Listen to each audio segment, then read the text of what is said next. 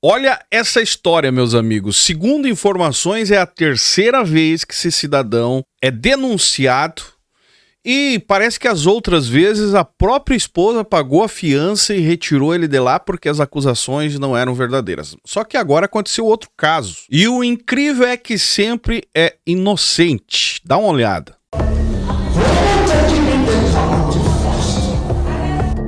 O homem conhecido como Pastor Paraíba, preso novamente em São Miguel do Guamá, já havia sido alvo de outro caso policial no município em 2023. Segundo a denúncia registrada na época, ele teria ido até a casa de uma mulher, perguntado pelo marido dela e, após receber a informação de que ele estava trabalhando, pediu um copo com água. Em seguida, ainda de acordo com o relato da vítima, o homem pediu para fazer uma oração. A mulher permitiu a entrada dele na residência.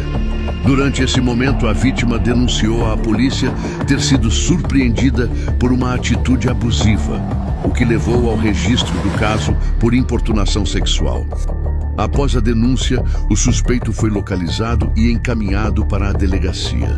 Agora, Deu em nada e continuou com o seu chamado, ministerial, tomando água e orando pelas irmãs na cidade. Agora, o nome dele volta ao centro de uma nova investigação policial no município. E no meio da mensagem, Deus mandou parar. E eu perguntei a Deus por quê? Ele disse, porque hoje eu quero curar a perna de hoje da igreja, meu pastor.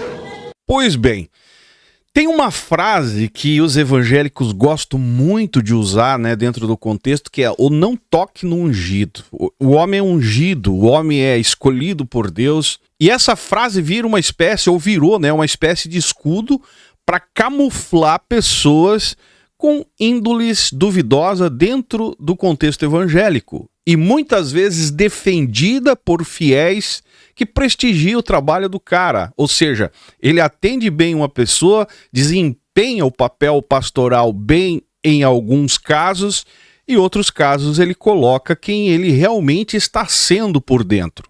E o que eu chamo a atenção de vocês é que, nesse caso, não é apenas pela gravidade das acusações, porque ele fez de novo, preso novamente, pelo mesmo problema, só que é inocente, de novo, cara, inocente. Dá uma olhada. Eu estou aqui inocente, uma calúnia que se levantaram contra a minha pessoa. O homem que você acabou de ouvir é conhecido como Pastor Paraíba, alvo de uma investigação da Polícia Civil. Olha o que ele conta na história.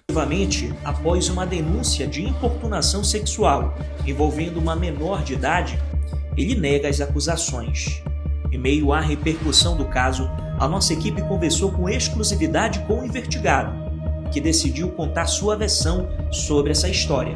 A entrevista ao @Ismael Notícias e portal SMG você acompanha agora. Dia de culto, sempre eu sou acostumado a buscar os irmãos no carro, e nesse dia meu carro estava quebrado. E arrumaram uma moto, uma irmã arrumou a moto e fui pegar essa pessoa, a avó e a menina.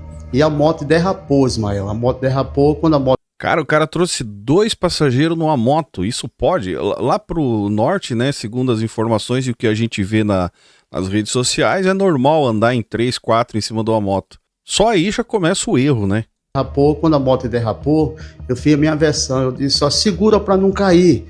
Aí eu bati na perna dela 2 vezes, segura pra gente não cair. A minha versão foi essa, aí passou uma semana, passou 2 semanas, eu acho que 1 mês depois, aí veio esse caso, me acusando uma coisa que eu não fiz, Mael. Quantas pessoas estavam com você na moto? 3 pessoas, a minha pessoa, a avó da menina e a menina. O que é que a avó da menina fala diante disso? A avó da menina, minha testemunha, ela disse, pastor, o senhor não fez isso, eu vi tudo, apenas o senhor bateu só na perna da menina, o senhor não fez nada mais, eu sou a testemunha do senhor. Agora, existe um outro fato que o senhor foi acusado também em 2023 de ter entrado na casa de uma irmã. Qual é a versão desse caso? Mas esse caso dessa versão aí, isso aí foi um caso assim, como é que se diz? Não foi acontecido, Garguejou já, cara? Não sei não, velho. Acontecido, Foi uma versão também, Aí eu fui preso, Aí eu estou respondendo um processo desse caso, né? Aí agora veio esse caso também. Mas o que foi que aconteceu nesse dia exatamente? Da onde, Ismael? Do primeiro caso. Do primeiro caso que eu fui fazer uma oração pela casa de uma senhora lá, né? Aí aconteceu um caso, né? Que não foi totalmente assim confirmado, né, Ismael? E qual foi esse caso? Ah, então ele assumiu. Aconteceu, mas não foi consumado. Ou seja, a importunação aconteceu. Eu posso falar, irmão? Eita. Posso falar? Ismael, foi assim, um caso assim, que eu não sei nem te explicar, Ismael. Não sei nem te explicar. Eu estou aqui inocente, uma calúnia que se levantaram contra a minha pessoa.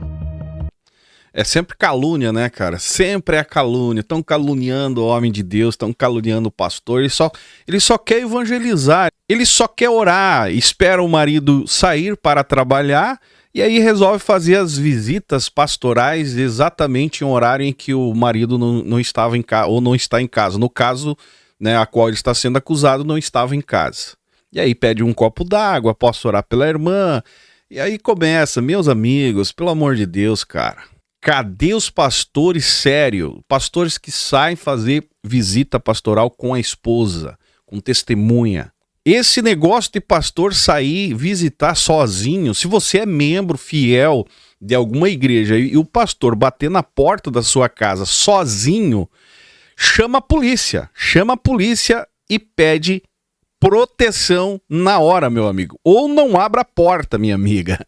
Não é porque é um pastor que você tem que dar liberdade dentro da sua casa, pelo amor de Deus. E sem contar aqueles que vão nas casas aproveitando que o pai e a mãe estão trabalhando enquanto fica os de menores em casa e eles entram com aquela ideia de, é o pastor da igreja, é o pastor da igreja que a gente vai. Não dá pra botar fé mais, cara. O avô da jovem também conversou com a nossa equipe e confirmou que o episódio citado por ele realmente aconteceu. Eles foram na moto, eles foram. Só que essa coisa de ele ter pegado essas coisas aí, pedido foto íntima, foi outro dia. Ele não contou isso aí. Ele não contou. Ele veio buscar para levar para a igreja, que ela canta, prega na igreja. E chegou, a avó dela tinha sofrido um acidente. E não deu de ir. Ele perguntou se dava de ela ir. E acostumado a ir, pegou e disse que dava. Quando chegou em viagem aí, não sei por onde, aqui mesmo dentro de São Miguel, ela ia no banco de trás, do passageiro, e aí ele começou a palpar ela. Começou a palpar e pediu pra ela entrar pro banheiro, tirar foto íntima com o celular da avó dela e depois apagar. E ela disse que não ia fazer isso, que era cristã, que era crente, não ia fazer isso. E essa história primeira aí que ele contou aí, foi interrogado aí, tá, ele não contou tudo. Não contou tudo. Era pra ele ter contado do começo. E ele também não disse. A verdade é que esse meio evangélico que mais tem pessoas camufladas, fingindo ser uma coisa que não são, e na hora da oportunidade, que percebe a vulnerabilidade de uma vítima, ele mostra verdadeiramente quem ele é. Que veio no dia que foi dado queixa dele na delegacia, ele não falou que veio lá na casa da mãe da menina, se humilhar lá, chorar lá, dizendo que era mentira, e deu o número do advogado dele, desse doutor Moacir, o doutor Moacir ligar para eles. O doutor Moacir ligou 4 vezes. Eu tenho uma ligação. Ela tem que idade? Ela tem 10 anos só. O senhor é o que dela? Eu sou avô, mas ela me considera como pai. Ela me chama de pai. Porque eu criei ela desde pequena. Eu queria que ele ficasse preso. Para não acontecer de novo com outras pessoas. Não é a primeira vez, né? Já teve aquele outro caso. Aí da mulher aí. O cara viu e ele vinha dizer que não é verdade. Que eu assisti uns áudios dele dizendo que tinha sido um momento de fraqueza. Não foi assim. Infelizmente, cara, quando você consegue chamar atenção e se torna visto como homem de Deus, você acaba ganhando uma confiança automática dos fiéis e de pessoas, né, que acabam te conhecendo. E essa confiança leva o cara a entrar nas casas sem resistência nenhuma, é visto, tratado como conselheiro, passa-se aquela ideia de uma autoridade moral que quase ninguém questiona. Se torna um cidadão acima de qualquer suspeita. Só que nos dias que nós estamos vivendo, não dá para entrar nessa onda. E quando surge uma denúncia, a atitude, a primeira reação das pessoas não é proteger a vítima. É proteger o mais rápido possível a reputação da igreja, a reputação, o qual é representado pelo cidadão. Ou seja, corre-se apressadamente para proteger a reputação do pastor. E as frases que você mais ouve é: vamos orar, não espalha isso, isso vai causar escândalo, isso é perseguição. Se você for um pouquinho mais taxativo, vão dizer que você é um perseguidor. O diabo está querendo destruir a igreja, o diabo está querendo destruir a obra de Deus. Enquanto isso, cara, a vítima carrega os seus traumas, medos, culpa, e o abusador segue a sua vida protegido, não só pela palavra de Deus, mas também pelos fiéis. E eu vou dizer uma coisa pra você, cara, os predadores, na maioria das vezes, diante de tantos casos que a gente relata e recebe aqui, na maioria das vezes os predadores sabem muito bem como funciona o sistema religioso. Eles sabem aonde estão, sabem usar a linguagem espiritual, o carisma, a aparência de santidade, tudo para construir confiança. Ou você acha que é tudo coincidência? Não, cara. Não é coincidência tantos casos que aparecem desse nível aqui dentro do ambiente religioso. Por quê? Porque existe uma hierarquia cega, uma hierarquia de submissão emocional e o cara tira proveito. O predador em si, cara, ele sabe aonde está. O predador sabe que ali é um lugar perfeito para ele se proteger. Não existe outro lugar para o cara se camuflar, se proteger, a não ser dentro desse contexto. E os defensores da igreja, o que fazem? Estão defendendo a igreja na política. E muita gente acredita nessa lorota, né, cara? Mas proteger a igreja das garras desses farsantes do evangelho, eles não têm preocupação, até porque não dá moral, não dá engajamento, não traz autoridade, poder conforme a política. Ou seja, entregam o povo, a igreja que chamam, né, nas garras de predadores a esse nível, enquanto eles estão buscando poder. Os defensores, né, falamos aqui dos que gritam na internet dizendo que são defensores da igreja de Cristo. Eu sempre falo aqui, digo mais uma vez, meu amigo, igreja não é um lugar seguro. Se você até agora entendeu que a igreja é um lugar onde você tem segurança, a sua família tem segurança, coloca uma coisa na sua cabeça. É o último lugar seguro para você e sua família. Igreja, infelizmente, se tornou um lugar onde qualquer suspeito é protegido, qualquer assunto, né, que se levanta, que vai contra a conduta de um pastor, é abafado, e o nome de Deus é glorificado no final. E digo para você, para encerrar o vídeo, qualquer resquício, meu amigo, denuncie. Não faça espetáculo, porque diante da lei, quando é denunciado, não existe blindagem espiritual que consiga segurar. Caráter não se mede por Bíblia aberta em cima de um púlpito. Caráter não se mede por discurso religioso.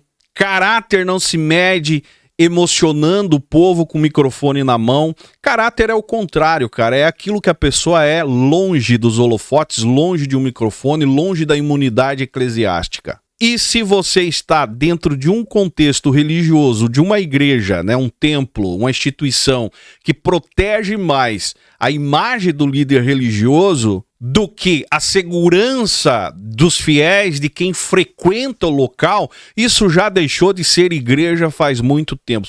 Pode ter certeza que é mais uma empresa familiar ou talvez uma arapuca de verdadeiros predadores que estão só esperando o momento para atacar a sua casa, a sua família, os seus filhos. Que Deus guarde a sua casa e a sua família. Porque esse contexto que nós vemos hoje como igreja se tornou, sim, uma estrutura de poder, ganância, egos e preocupação em levar você a ter uma vida com Deus, cara, isso aí é em último lugar, se existe. Porque o foco maior é arrecadar e se protegerem em cima do contexto religioso. Se você é dessa região, desse pastor, ajuda a divulgar o nosso conteúdo, porque, cara, provavelmente deve ter mais vítimas. Que essas vítimas apareçam, tenham força para denunciar, porque não é normal. Segundo a informação que eu tive, é a terceira vez que acontece. E a história que ele conta aqui, que colocou a mão, né, porque pra menina não cair da moto. Ó, pelo amor de Deus, velho. E a outra história é que entrou na casa, aproveitando a falta do marido que estava trabalhando, pediu um copo d'água, a pessoa, é o pastor, né, deixa à vontade, mas acabou fazendo importunação. E ele mesmo confessa isso. Então, se você foi vítima, denuncie. Né? Se tiver mais vítimas, faça a sua denúncia, porque esse tipo de pessoa aqui tem que ser removido do contexto. Se você concorda comigo, deixa o seu comentário embaixo. Se não é inscrito no canal, se inscreve. Desejo a todos uma ótima semana. Me segue nas demais redes sociais. Esse é o canal Fala Zay. Estamos juntos por um Brasil e um mundo melhor.